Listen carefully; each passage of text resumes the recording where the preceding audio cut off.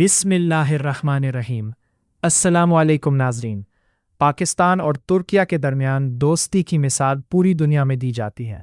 दोनों ममालिक ने हर मुश्किल वक्त में एक दूसरे का साथ दिया है और अब यही ताल्लुकात मुआशी मैदान में भी मज़ीद मजबूत होते दिखाई दे रहे हैं।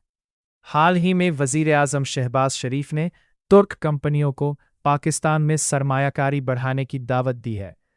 उन्होंने यकीन दिलाया कि हुकूमत सरमायाकारों को हर मुमकिन सहूलत फराहम करेगी और कारोबार के लिए साजगार माहौल पैदा किया जाएगा। पाकिस्तान इस वक्त मुआशी मुश्किलात से गुजर रहा है। ऐसे में गैर मुल्की सरमायाकारी मुल्की मईशत के लिए इंतहाई अहम समझी जा रही है। अगर तुर्क कंपनियां पाकिस्तान में सरमायाकारी करती हैं तो इससे न सिर्फ नई फैक्ट्रियां और मंसूबे शुरू होंगे बल्कि हज़ारों नौजवानों के लिए रोज़गार के मौके भी पैदा होंगे। तवानाई, तामीरात, ज़राअत, फूड प्रोसेसिंग और दिफाई सनत वो शोबे हैं जहां तुर्किया अपनी जदीद टेक्नोलॉजी और तजर्बे के ज़रिए अहम किरदार अदा कर सकता है।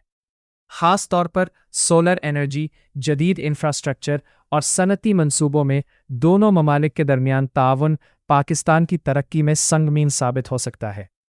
हुकूमत ने यह भी वाज़ेह किया है कि खुसूसी सरमायाकारी सहूलत कौंसिल SIFC के ज़रिए सरमायाकारों को वन विंडो सहूलत फराहम की जाएगी ताकि गैर ज़रूरी सरकारी रुकावटों का खात्मा हो और मंसूबों पर तेज़ी से अमल दरामद मुमकिन बनाया जा सके।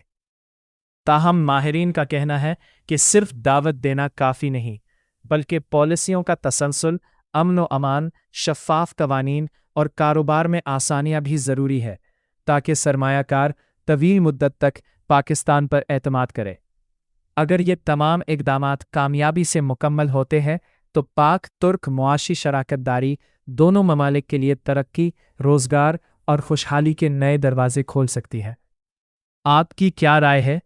क्या तुर्किया की सरमायाकारी पाकिस्तान की मईशत को मजबूत बनाने में अहम किरदार अदा कर सकती है?